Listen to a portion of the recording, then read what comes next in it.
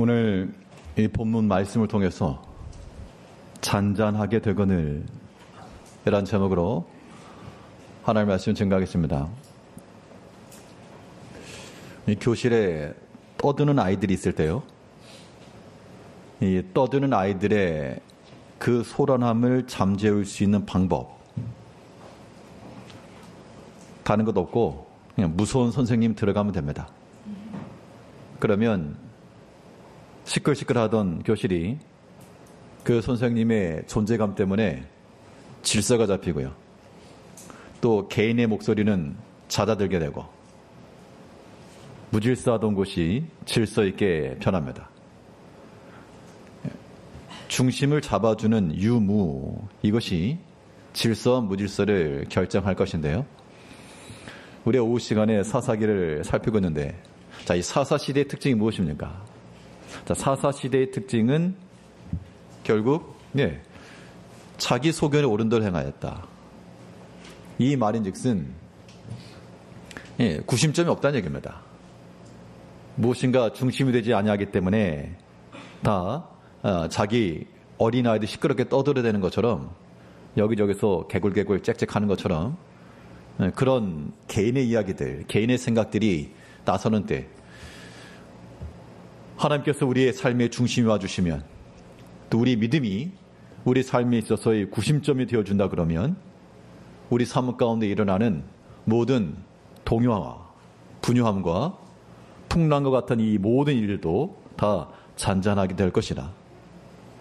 주님께서 명하여 바람과 바다도 잔잔케 하셨는데, 이제 우리 개인의 삶 속에서 우리 삶이 일어나는 모든 파도와 모든 풍랑과 이거 위험하게 그대로 있지 마시고 주 안에서 잔잔케 변화되는 이 모습을 우리가 경험해 나가야 되겠는데요. 그럼 이러한 무질서한 삶 속에서 우리 삶을 잔잔하게 해줄 수 있는 이 구심점은 무엇인가? 무엇을 통해 우리의 삶이 또한 평온함과 잔잔함 가운데 나갈 수 있겠는가?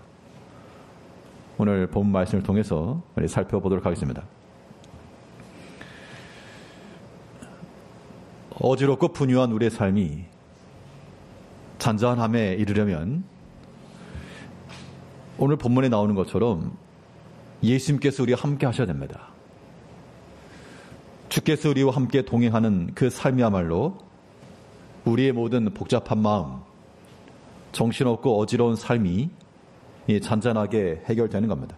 자, 주와 동행한다라고 하는 것은 이건 내가 확인하게, 내가 우리 자신이 항상 확인하고 체크해야 될 내용인데, 주께서 과연 나와 함께 계시는가? 우리 스스로가 이것을 보고 살펴야 한다는 겁니다. 또 오늘 본문의 내용은 이 앞에 나왔던 그 일련의 사건들과 연결을 시켜서 한번 봐야 되는데요, 19절이나 21절이나 예수님께 나왔던 사람들의 이야기입니다. 어떤 한 서기관도 예수님께 나와서 내가 주를 따르겠습니다. 또 한 제자도 나와가지고 내가 주를 따르겠습니다. 근데 거기에는 어떤 조건이 붙어가지고 내가 주를 따르긴 따르는데 나로 가서 먼저 아버지를 장사하고 오게 하십시오. 예수님께서 그들을 가리켜 나를 따라오라. 자, 제자들이 주님을 따랐을 때 이 서기관처럼 무엇인가 기대하는 바가 있어서는 아니었고요, 내가 먼저 집안일을 돌아보겠습니다 돌이키는 자들도 아니었고, 주께서 가시는 그 길을 우선하여 함께 따랐다 그랬습니다. 23절 말씀을 보시게 되면 8장 23절에서 배에 오르심에 제자들이 따랐더니, 자, 우리가 주와 동행한다라고 할 때 성도님들 어떠한 마음이 드십니까? 어떤 이미지가 떠오르세요? 주와 동행한다. 자, 우리가 주와 동행이라고 하는 말을 우리가 많이 쓰는데, 내가 주와 동행한다 할 때 어떤 의미로 그 단어를 사용하십니까? 그러니까 이미지적으로 생각을 해보게 되면 일단은 주와 동행이니까 아버지와 부모와 자녀들, 뭐 아빠와 아들이 됐건 엄마와 딸이 됐건 부모와 자녀의 관계성 속에서 아이들이 부모의 손을 꼭 잡고 가는 거, 이게 하나의 동행의 모습이겠죠. 또 어떤 경우에는 친구들끼리 서로 함께 오솔길을 걷는, 피크닉 가는, 꽃놀이 가는 그런 형편으로 동행을 생각할 수 있겠습니다. 그런데 오늘 드리고 싶은 말은 무엇인가 하면, 자, 우리가 주와 동행한다 했을 때, 친구와 함께 소담소담 이야기 나누면서 가는 것도 좋고요. 아이가 부모의 손을 잡고 따라가는 것도 좋고요. 그런데 그렇게만 해서는 동행이라고 하는 것이 우리가 생각하는 만큼 되지 않습니다. 무슨 의미냐? 아이들이 부모 손을 꼭 잡고 간다. 우리가 당연히 하나님 앞에서 하나님의 자녀들이니까 우리를 지켜주시고 보여달라고 하나님 의지하고 나가야죠. 그러나 주와 동행이라고 하는 이 말 속에는 단순히 부모와 자녀의 이런 관계를 떠올릴 것이 아니라 여기는 전투입니다. 전투. 우리가 어린 아이가 있고 장성한 자가 같이 길을 가려고 그러면 보폭이 안 맞죠.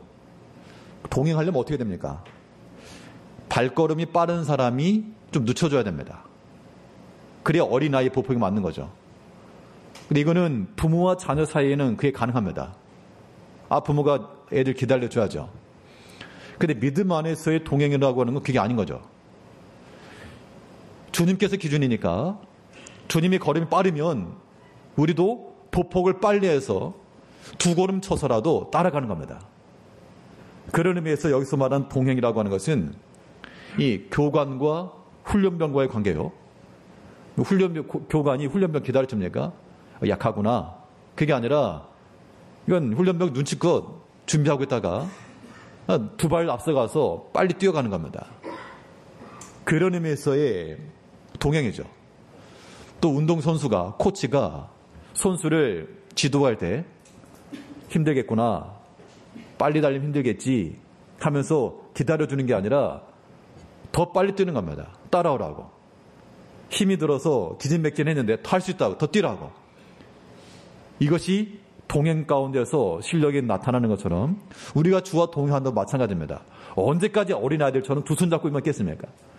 어린아이 심정을 가지고 의지하는 마음은 좋은데 안 간다는 거야. 안 가. 난 애기니까 30살 먹은 애기고 40살 된 애기고 50살 된 애기들이고 60 먹은 애기들이고 70 된 애기들이고 80 된 애기들이에요. 그러니까 아기들이에요. 주와 동행합니다라고 말하지만, 난 주에서 꼭 잡고 갑니다라고 말하지만, 아이들이 이제 장성했으면 뛰어갈 때도 됐고, 그런데 우리가 주와 동행한다라고 하는 것, 주님께서 한 발 걸어가시는데 업어달라고 징징대고 있으면 안 됩니다. 우리가 주와 함께 동행이라고 하는 것, 같이 가는 것. 주님께서 어떻게 충성하셨습니까? 예수님께서 하나님의 뜻을 이루시기 위해서 얼마나 낮아지셨고, 얼마나 많은 오해말을 들으시고, 얼마나 많이 기도하시고, 그 예수님께서 걸어가신 보폭이라는 얘기입니다. 우리가 주와 동행하려면 어떻게 되겠습니까? 주님께서 걸어가신 그 길을 똑같이 걸어가는 거죠. 주님과 같이 기도하는 것이고요. 주님과 함께 인내하는 것이고요. 그런 마음을 가질 때라야 우리가 제자들이 주님을 따랐던 것처럼 우리가 주님을 따라가는 겁니다. 그래야만 우리의 삶 속에서 주께서 우리의 삶 가운데 우리의 모든 문제와 모든 상황 속에서라도 잔잔케 하시고, 사실은 잔잔케 된다라고 하는 것이 아무런 문제가 없어진다 그런 뜻이 아니라 감당해낼 수 있는 힘이 생긴다 그 얘기인 겁니다.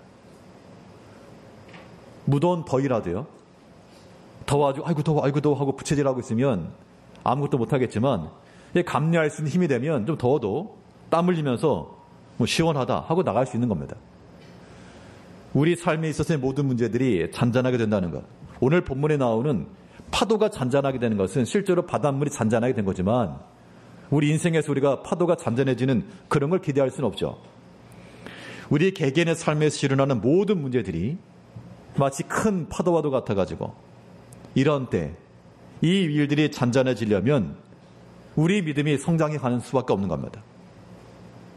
작은 종이배 같은 경우라 그러면 바다 위에서 금세 뒤집어지겠지만 큰 크면 클수록 파도가 크게 일어나도 그거 이겨내고 나갈 수가 있습니다.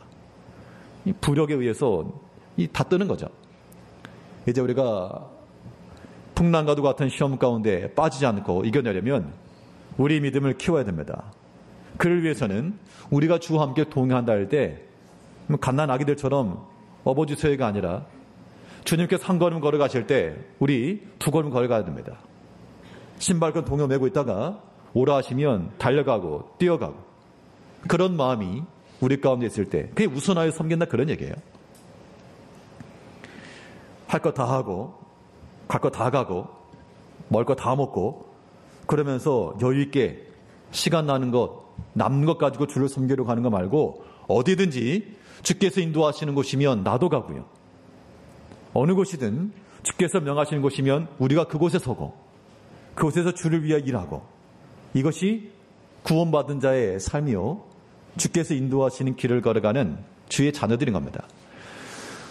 요한계시록 14장 4절 말씀에서는 이 사람들은 어린 양이 어디로 인도하든지 따라가는 자며 하나님과 어린 양에게 속한 자들이니,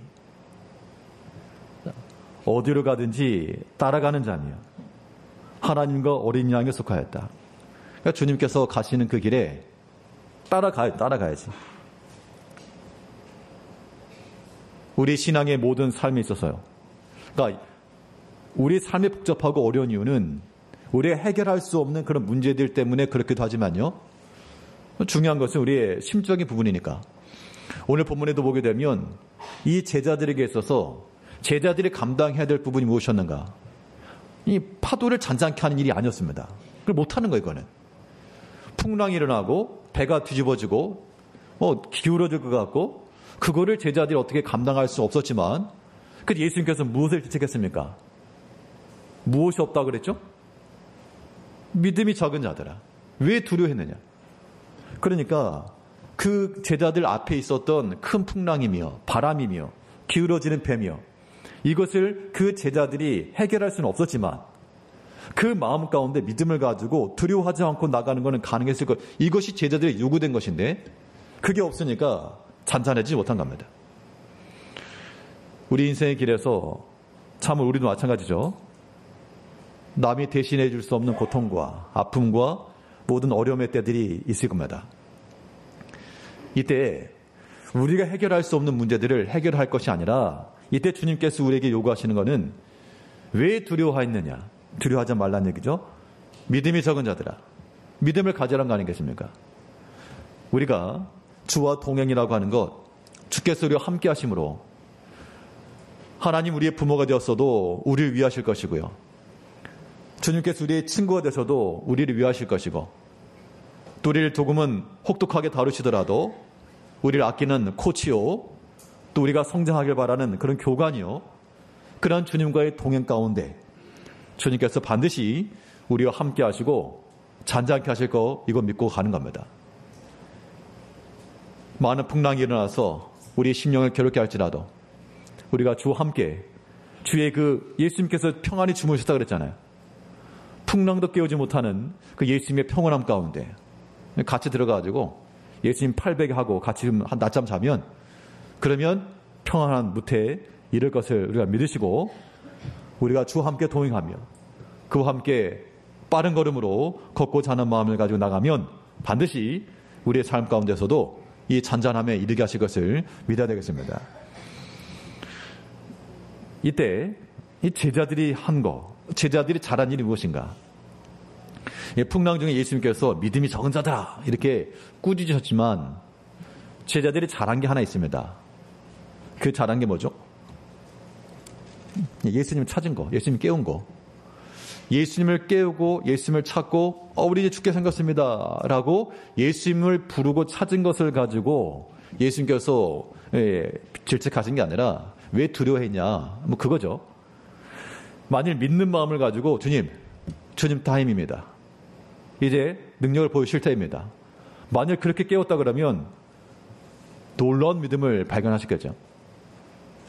제자들이 예수님을 찾고 예수님을 깨운 것, 이것은 오늘날 우리가 배울 수 있는 그러한 우리 삶을 잔잔케 할 수 있는 좋은 비결입니다. 그런데 예수님을 찾을 때요, 성도님들도 여러분들의 삶 속에서 예수님 찾으시죠? 대답들은 안 하셨지만 다 찾는 걸로 제가 알고, 찾을 때 어떻게 찾으세요? 어떻게? 좀 교양 있게 예수님, 이렇게 주님 빨리 오시지요. 좋은 말 할 때 오시지요. 이렇게 좋게 조근조근 찾으시나, 아니면 이 목소리가 조금 올라가지고 아버지 찾으시나. 가끔 아이들이 엄마 아빠 부를 때가 있습니다. 그 목소리 톤을 보면 대충 상황이 짐작이 돼요.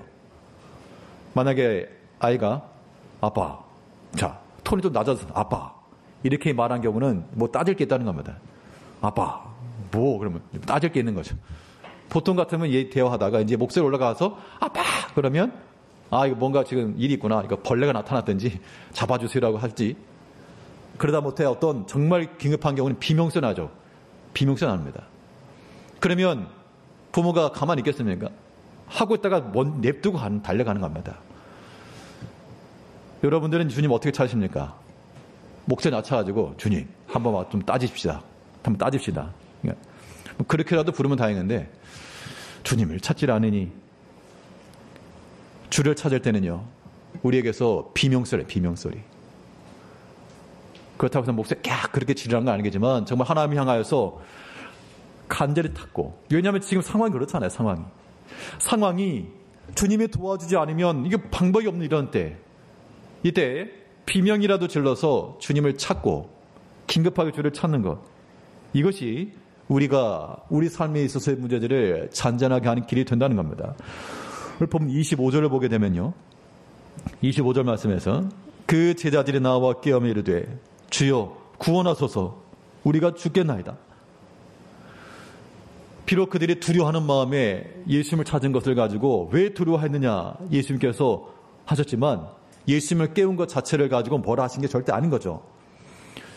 우리 인생의 삶 가운데 우리가 주님 찾아야 됩니다. 우리 깨워야 돼요. 주님, 뭐 두려우고 이런 마음을 떠나가지고 도와달라고. 주님께서 도와주지 않으면 누가 도와줍니까? 이 시점 가운데 하나님께서 일어나 주시고 역사해 주시고 구해 주시고. 상황이 어렵죠? 상황이 어려우니까 이 때를 해결해 달라고 구하는 겁니다. 그러니까 내가 만약 해결할 수 있는 일이면 뭐가 문제가 되겠습니까? 내가 해결할 수 있는 일이면 기도를 왜 합니까? 내가 해결하고 말지. 그런데 우리 인생의 삶 가운데서 해결되지 않는 게 많잖아요. 내 개인의 문제라도 해결해야 한다고. 내 개인의 문제도 해결 안 되는데 자식 문제를 내가 어떻게 해결하며? 다른 형제들의 일을 내가 어떻게 해결하며? 그럴 때 우리가 어떻게 되느냐?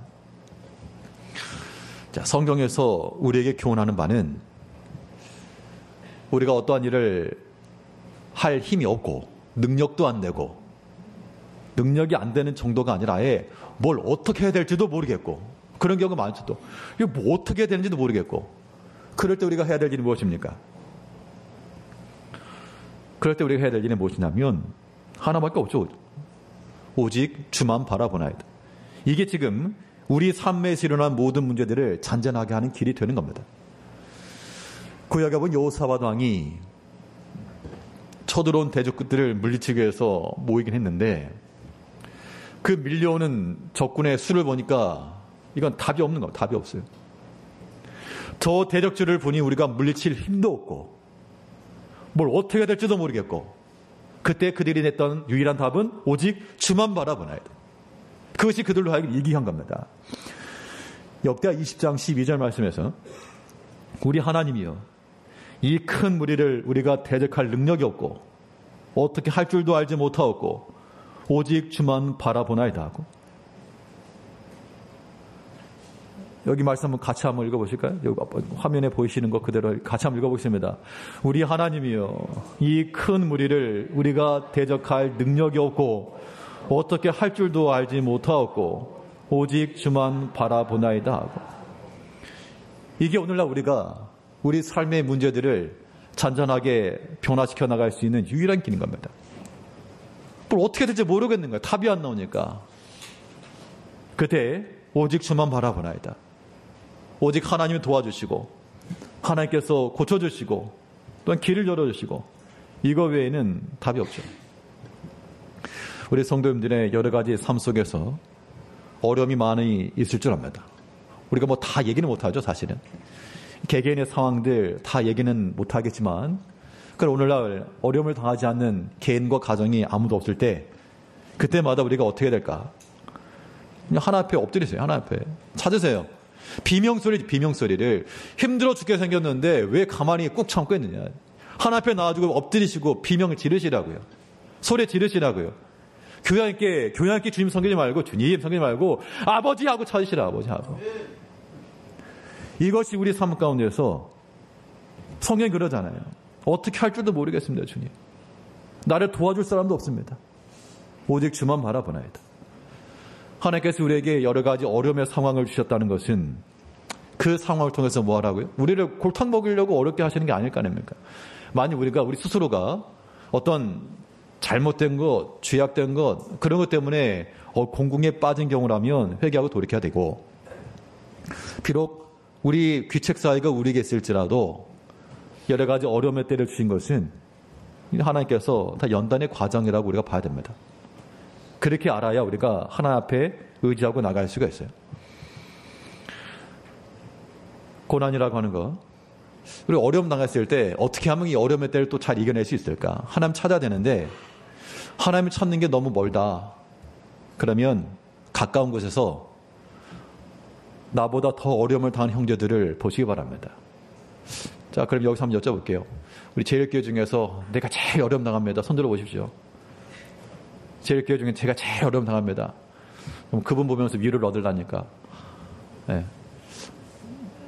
육체의 질병이 있다. 내가 머리가 아프다. 더 아프신 분도 있어요. 내가 심적 어려움이 있다. 더 큰 공경에 빠진 분도 있다는 겁니다. 그런 걸 생각하게 되면 우리 마음이 하나님을 찾기 전에라도 우리 마음이 또 잔잔할 수 있죠. 하나님께 그런 상황을 통해서라도 우리에게 배우게 하시는 겁니다. 새벽에도 말씀을 드렸지만 새벽 예배 드리기 전에 문자가 왔어요. 기도 요청의 문자가 와가지고 우크라이나 지역에서 점점 포성이 가까워지고 있고 점점 가까운 곳에서 폭격이 일어나고 교인들이 교회 오다가 징집되어 가고 나이가 56살인데 병역 의무가 돼 있다고 데려가고 전기 끊기고 위에서 기도해달라는 말, 이 말을 그 문자를 보면서 내가 힘들고 어쩌고 저쩌고 이건 이제 다 사라졌습니다. 그 형편 가운데 놓고 비교해보면 나는 사치다. 그러니까 그 전까지는 참 버거웠고 힘들고 그런 문제였는데 그런 상황에 놓인 분 보니까 내가 그거 가지고 지금 고민하는 게 말이 되는가. 우리 삶 가운데서 큰 파도가 일어나잖아요. 이거 정말 견디기 어렵다라고 생각하시잖아요. 더 큰 어려움 가운데 빠진 형제들, 그런 가정들 보시면서 우리가 위로를 얻음과 동시에 또한 그들을 위해 함께 기도해 줄 줄 아는 그런 마음을 가질 때 우리가 우리 삶에 일어난 큰 풍파, 환란, 이런 풍랑이라도 잔잔하게 될 거라는 겁니다. 이 제자들이 실제로 배를 타고 가면서 풍랑을 잔잔하게 하신 주님을 만났다면 이제 우리 삶 가운데서 우리 삶에 일어난 모든 문제들, 내가 해결할 수 없는 어떻게 해야 될지도 모를 그런 문제를 앞에서 오직 주만 바라보며 주와 함께 동행하여 주와 함께 다름질하고 그러므로 이 모든 문제들이 잔잔해져가는 그런 평안함을 누리는 성도님들이 되시길 바라겠습니다. 둘째로 이 무질서한 우리의 삶을 또 잔잔하게 해줄 만한 구심점, 무엇으로써 우리 삶을 또한 질서 있게 만들어갈 것인가. 우리 삶의 주 안에서 안정감을 얻으려면요, 주의 명령과 그의 말씀을 우리가 항상 붙들고 있어야 됩니다. 그러니까 주님께 맡기는 거야, 맡기는 거. 나의 싸움, 나의 문제가 아니라 이제 주님의 싸움이 되었다? 이거죠. 애들 싸움이 어른 싸움이 된다고, 뭐 그건 안 좋은 의미로 말하는 거지만 애들끼리 막 말씀하다가 이제 엄마 아빠한테 넘기면 그럼 나는 이제 안 해도 되는 겁니다. 뭐 그런 어른 싸움은 하면 안 되겠지만 우리가 만난 여러 가지 시험과 모든 영적 싸움에서 내가 고민하고 내가 고달프고 내가 마음 아프고 자, 이 문제를 어떻게 할 것이냐, 주님께 이제 토스하는 겁니다. 그러면 주님께서 참전하시면 이제 이 싸움은 주의 싸움. 그러면 나는 뭐 할 수가 있고 나는 한시름 놓을 수 있고. 주의 명령과 주께서 명하신 거니까 주께서 명하신 것이면 주의 일이거든요. 그 책임은 온전히 주님께 있으니까 책임도 주님이 지신다. 그러면 나는 마음에 쉼을 얻을 수 있는 거죠. 내가 주와 동행한다라고 하는 것은 내가 확인하는 것이고요. 주님이 내 곁에 계시는가. 주의 명령을 붙들고 있다라고 하는 것은 주님께서 우리를 확인하는 겁니다. 너네 지금 내 말 잘 듣고 있느냐? 내 명령 가지고 있느냐? 우리가 주의 명령과 주의 말씀을 붙들고 살아간다는 것은 믿음이 있다는 뜻이죠. 오늘 본문에서 예수님께서는 너희가 그 믿음이 있다라고 하는 증거가 무엇인가? 두려움 버리고 나를 따라오라. 그러므로 우리가 두려움 가운데 거하는가? 이건 아직 주의 명령과 주의 말씀을 의지하지 못하고 있다는 뜻이요. 두려움과 근심과 염려에서부터 자유로운가? 주의 명령과 그 말씀이 우리를 압도하고 있다는 뜻이 되는 겁니다. 우리 보면 26절 다시 보시면 예수께서 이르시되 어찌하여 무서워하느냐 믿음이 작은 자들아 하시고. 그러니까 여기서 볼게요. 자, 무서워하고 두려워하는 것과 믿음이 작은 것이 지금 동일시되고 있습니다. 나는 믿음이 큰지 작은지 모르겠는데요. 자, 그걸 확인할 수 있는 방법이 무엇인가 하니 마음속에 두려움이 크냐? 염려와 불안이 많냐? 그러면 뭐 물을 것도 없고 믿음은 소입니다. 소자. 되게 작은 거. 소짜리. 믿음도 큰 게 있고 작은 게 있다라고 말했죠. 그러니까 예수님을 믿긴 믿는데 주님을 따라가는데 아예 풍랑에는 100까지 따라갔으니까 믿음이 있죠. 그런데 두려워했다? 작은 믿음. 근데 앞에서 나왔던 백부장의 믿음은 무엇이었습니까? 말씀만 하옵소서. 그러면 내 하인이 낫겠습니다. 그 주의 말씀의 능력을 믿고 나갔을 때 예수님께서 놀랍게 여기시면서 그거 큰 믿음이라고 말씀하셨죠. 이제 우리가 우리 믿음의 유무를 떠나서 당연히 믿음이 있는 것에서 출발해야 되겠고요. 그 믿음의 경중을 말할 때 우리 믿음이 가볍지 않고 또한 무게감 있는 그런 믿음이 되려면 예수님께서 말씀하신 대로 어찌하여 무서운데 어떡합니까? 풍랑 치는데. 안 무섭다니까요. 이건 좀 예수님께서 너무 하신 거 아닌가? 이거 실제로 몇 번 말씀드렸지만 저는 배 타고 가면서 그걸 느꼈습니다. 인천에서 중국까지 배 타고 가는데 태풍 올라온 날 배 타고 가다가 배가 기울어져 이거 죽는다. 오른쪽을 기울여주고 왼쪽 기울여주면 그 다음 또 오른쪽 기울여주고 파도가 오는 게 느껴집니다. 이게 뒤집어진다. 그때 무서웠거든요. 사실 하나님 물론 간절히 기도를 했으면 다만 상황이 무섭고 두려운 건 사실인데 두려움이 우리를 압도해버리면 믿음이 적은 것이고요. 그때 어떻게 될 것인가? 그때 우리가 할 일은 아까 말한 거잖아요. 우리가 주께 온전히 의탁하고 주의 말씀 붙들고 그 말씀 의지해서 우리가 살아가는 겁니다. 그러면 우리가 주를 믿고 의지하면 그 일을 누가 이루시고? 그가 이루시고 그 주의 명령과 말씀이 우리 가운데 명확하여 그 말씀 붙들고 나가면 우리 삶의 모든 앞길을 주가 이루시고 시편 37편 5절 말씀에서 내 길을 여호와께 맡기라. 그를 의지하면 그가 이루시고 뒤집어 말하면요. 왜 그가 이루지 아니하시는가? 의지 안 하니까. 의지를 하지 않으니까 그가 안 이루시고. 그럼 우리 모든 삶 가운데서 우리 인생의 길을 주의 말씀은 내 발의 등이요 길이다. 빛이니다. 그랬으니까요. 그의 말씀으로써 우리의 길을 삼고 나가다 보면 온전히 그를 믿고 의지하고 나가면 그가 이루시고 이것이 우리 삶에 잔잔하게 되는 길이 아니고 도대체 무엇이겠습니까? 그럼 우리가 주의 말씀이 선포되어지는 것마다 그 주의 말씀을 항상 들으시고 귀를 기울이시고 그 말씀 가운데서 힘을 얻으시고 그러니까 하나님의 말씀을 들을 때는요. 그 물건을 다루는 것처럼 말씀을 대하시면 안 됩니다. 말씀은 뭐 성경인데 우리 말씀을 듣는다라고 하는 것은 뭐 들었다 놨다 이렇게 하는 게 아니고요. 우리 하나님 말씀을 듣는다라고 하는 것은 최소한으로 인격적인 마음을 가지고 들어야 됩니다. 인격적인 거라고 하는 건 뭐냐면 살아있는 존재. 우리가 자녀들이 부모를 대하든지 혹은 더 권세 있는 자리에 대하든지 그럴 때 그 자리가 쉬운 자리겠습니까? 어려운 자리죠. 그 어려운 마음을 가지고 대하는 것이 말씀의 자리인 겁니다. 뭐 들었다 놨다 하는 게 아니에요. 그렇게 되면 하나님의 말씀이 선포되는 그 시간들을 우리가 귀하게 여겨야 되고, 그러니까 예배 시간이 뭐냐면요, 그 예배 시간 하나 앞에 나와서 말씀 듣는 시간들이니까 이거 하나님과 약속인 거죠. 하나님과 약속. 근데 예배 시간에 우리가 주 앞에 모여야 될 그 시간에 모이지 않는다? 이거는 뭐 예수님, 주님, 하나님 바람 맞히는 거죠. 뭐가 그렇게 급하냐? 뭐가 그렇게 분주하냐? 도대체 내 인생 가운데서 뭐가 그렇게 중요하고, 뭐가 그렇게 바쁘고, 뭐가 그렇게 긴하길래 하나님 만나는 시간까지 다 버리는가?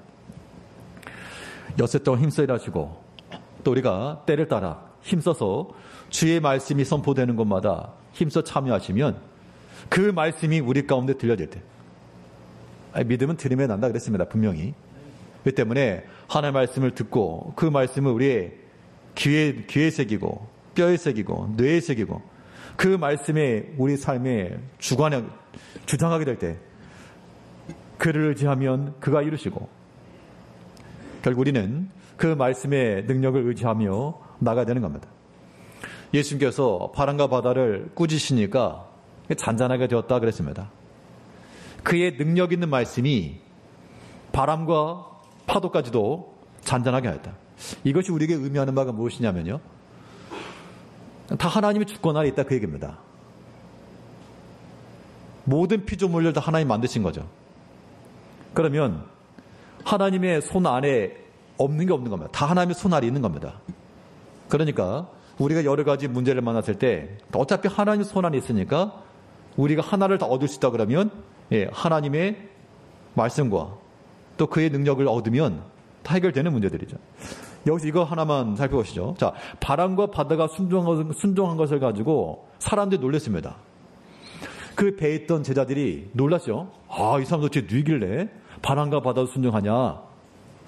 입장을 바꿔가지고 바람과 바다 입장에서는 너네 도대체 누이길래 이렇게 순종도 안 하고 무서워하냐. 야, 우리를 만드신 이가 하나님 아니냐.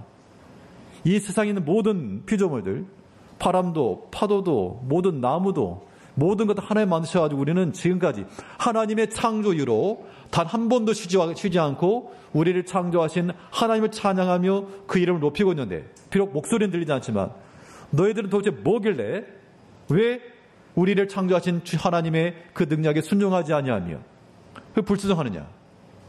바람과 파도가 놀라는 사람들인 거죠. 우리가 주의 말씀에 온전히 순종하지 나가지 아니하면요, 우리는 바람만도 못하고 파도만도 못하는 겁니다.